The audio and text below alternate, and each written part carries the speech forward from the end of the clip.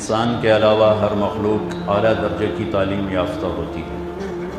انڈے سے نکلے، پیٹ سے نکلے، درخت سے نکلے، دانے سے نکلے، گٹھلی سے نکلے، ہر مخلوق جاندار ہو، نباتات ہوں، اعلیٰ درجے کی تعلیم یافتہ ہوتے ہیں اور اپنا علم ساتھ ہی لے کر آتے ہیں، انہیں سکھاتا کوئی نہیں ہے۔ آم کی گٹھلی سے کیا نکلنا ہے، گٹھلی کو پتہ ہے مجھے کیا نکالنا ہے، پھل کیسا بنانا ہے، ذائقہ کیسا بنانا ہے، خوشبو کیسی بنانی ہے، آج تک اس کے خلاف کبھی نہیں ہوا، نہ آئندہ ہوگا۔ حقیر مخلوق ہے چیونٹی، اس کا انڈا کتنا چھوٹا ہوگا، اس سے نکلنے والی چیونٹی 1 سینٹی میٹر سے زیادہ دیکھ نہیں سکتی، وہ کیسے راستہ بناتی ہے، لائن کیسے بناتی ہے، غلہ ڈھونڈنے کیسے جاتی ہے، ایک شہد کے قطرے پر ہزاروں چیونٹیاں ایک دم کھنچ کے کیسے آ جاتی ہیں۔ 10 کروڑ چیونٹیوں کا نروس سسٹم نکال کے وزن کیا جائے، 20 کروڑ چیونٹیوں کا نروس سسٹم نکال کے اس کا وزن کیا جائے تو 10 گرام بنتا ہے، 10 گرام۔ تو ایک چیونٹی کا وزن کتنا ہے، کون اس کو سکھاتا ہے؟ ربنا الذی اعطی کل شیء خلقہ ثم ھدی، اسے رب سکھاتا ہے۔ تو یہ ساری مخلوق میں یہ اللہ نے علم ضروری بلکہ ان کی ذات تک علم کامل بے خطا علم ڈال دیا ہے۔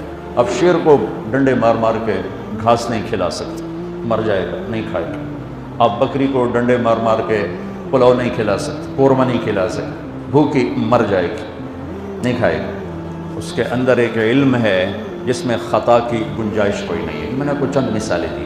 انسان علم باہر سے لیتا ہے، اور چونکہ یہ امتحان کے لیے پیدا کیا گیا ہے، انا خلقنا الانسان من نطفۃ امشاج نبتلیہ فجعلناہ سمیعا بصیرا۔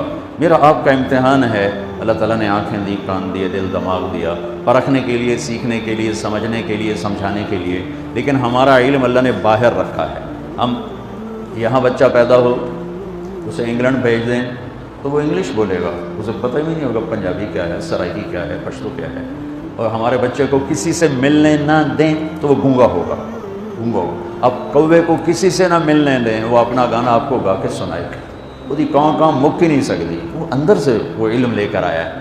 اب گدھے کو کسی سے نہ ملنے دیں، ایسا گانا سنائے گا ساز ہی توڑ دے گا۔ تو یہ اللہ کا علم ہے جو مخلوق کو عطا ہے۔ بلبل نغمے میں ہو، کوئل اپنے کوک میں ہو، شیر اپنی تھاڑ میں ہو، ہاتھی اپنی چنگھاڑ میں ہو، کتا اپنے غرانے میں ہو، ان کو کہیں سے اپنی بولیاں سیکھنی نہیں پڑتی، یہ اندر سے لے کے پیدا ہوتے ہیں۔ اب انسان کے بچے کو ڈال دیں، کوئی اسے نہ ملے تو وہ گونگا ہو، نہ وہ سننے، اس پہ پھر کچھ عرصے کے بعد اس کے سننے کی صلاحیت بھی ختم ہو جائے گی، دیکھنے کی بھی ختم ہو جائے گی۔ تو انسان سب کچھ باہر سے لیتا ہے۔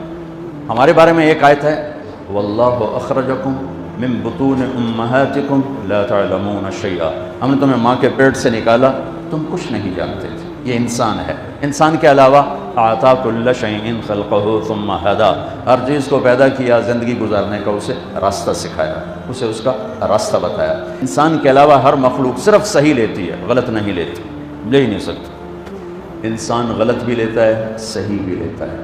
انسان اپنی اندر سے کفر بھی نکالتا ہے، ایمان بھی نکالتا ہے، اس زبان سے جھوٹ بھی بولتا ہے، سچ بھی بولتا ہے، ان نظروں کو بے حیا بھی کر دیتا ہے اور جھکا کے حیادار بھی کر لیتا ہے۔ وہ شربت بھی پیتا ہے، شراب بھی پیتا ہے، وہ رشوت بھی لیتا ہے اور وہ حلال بھی کماتا ہے، وہ بدکاری بھی کرتا ہے اور نکاح بھی کرتا ہے، وہ ظلم بھی کرتا ہے اور انصاف بھی کرتا ہے، محبت بھی کرتا ہے، نفرت بھی کرتا ہے، پتھر کے آگے بھی جھکتا ہے اور اللہ کے سامنے بھی جھکتا ہے، ایک اللہ کو مانتا ہے، ہزاروں خداؤں کو مانتا ہے، کبھی وہ گائے کی پوجا کرتا ہے، کبھی صرف اللہ کے سامنے جھکتا ہے۔ یہ آپ کو ساری دنیا میں نمونے نظر آئیں گے ہر طرح، چونکہ یہ امتحان کی جگہ ہے، علم باہر ہے۔ فَأَلْهَمَهَا فُجُورَهَا وَتَقْوَاهَا، میرے بندے 2 تار تیرے اندر میں نے لگا دیے ہیں، تیرے اندر برائی کا تار بھی ہے اور تیرے اندر اچھائی کا تار بھی ہے۔ فَمَنْ شَاءَ فَلْيُؤْمِنْ، اب تیری مرضی ہے مجھ پہ ایمان لا، وَمَنْ شَاءَ فَلْيَكْفُرْ، اب تیری مرضی ہے مجھے چھوڑ کر کسی اور راستے پر چلا جا۔ إِنَّا هَدَيْنَاهُ السَّبِيلَ، میں نے تمہیں راستہ دکھا دیا ہے، اما شاکرا و اما کفورا، یہ شکر گزاری کا راستہ ہے، آگے اللہ تیرے استقبال میں ہے، یہ کفر ناشکری کا راستہ ہے، آگے جہنم استقبال میں ہے۔ وَهَدَيْنَاهُ النَّجْدَيْنِ، اور اتنا واضح کر کے کفر اور اسلام کو اللہ نے ہمیں بتایا ہے کہ اس کو 2 ٹیلوں سے تشبیہ دی۔ نجد ٹیلے کو کہتے ہیں کہ ہم نے تمہیں دونوں ٹیلے دکھا دیے۔ أَلَمْ نَجْعَلْ لَهُ عَيْنَيْنِ، آنکھیں آ گئی، ولیسان زبان بھی آ گئی، وشفتین اور ہونٹ بھی آ گئے، وہدیناہ النجدین، وہ تمہیں دونوں راستے بھی بتا دیے، یہ صحیح راستہ ہے، یہ غلط راستہ ہے، چلے گا تو تیرے پاؤں میں رکاوٹ نہیں آئے گی، حلال کما رکاوٹ کوئی نہیں، حرام کما رکاوٹ کوئی نہیں، رشوت کی روٹی کڑوی نہیں ہوگی، حلال کی روٹی میں شہد نہیں بھر جائے گا، خون پسینے کی کمائی میں کوئی مٹھاس نہیں آئے گی، اور چوری کے مال میں کوئی کڑواہٹ نہیں آئے گی، لیکن پیچھے ایک نظام چل رہا ہے، ایک سسٹم چل رہا ہے، ایک ایسا رب اس سارے نظام کو دیکھ رہا ہے، لا تاخذہ سنہ جو اونگتا نہیں، ولا نوم جو سوتا نہیں، لا یعزب عن ربک من مثقال ذرہ، ایک ذرہ کے برابر کوئی چیز اس سے چھپی ہوئی نہیں، سواء منکم من اسر القول، کوئی آہستہ بولے، ومن جہر بہ، کوئی زور سے بولے، وہ دونوں کی سن لیتا ہے، ومستخف باللیل، کوئی رات کے اندھیرے میں کوئی چلے اور کرے، وسارب بالنہار، کوئی دن کے اجالے میں چلے اور کرے، تو وہ ایک ایسی ذات ہے جس کی نظر نے ساری کائنات کا احاطہ کیا ہوا ہے، احاطہ بصرہ بجمیع المرئیات، اور اس کی ایک مثال دی ہے، کیا خوبصورت کہ تیرے رب کی وہ آنکھ ہے جس نے کائنات کے ذرے ذرے کا احاطہ کیا ہوا ہے، نظر میں رکھا ہوا ہے، اور اس کی مثال کیا دی ہے، فَيَرَى دَبِيبَ النَّمْلَةِ السَّوْدَاء عَلَى الصَّخْرَةِ الصَّمَّاء فِي اللَّيْلَةِ الظَّلْمَاء، سبحان اللہ، کہ تیرا رب جانتے ہو کیسا دیکھتا ہے، اندھیری رات ہو، ایک اندھیرا، کالا پہاڑ ہو، دوسرا اندھیرا، کالا پتھر ہو، تیسرا اندھیرا، کالی چونٹی ہو، چوتھا اندھیرا،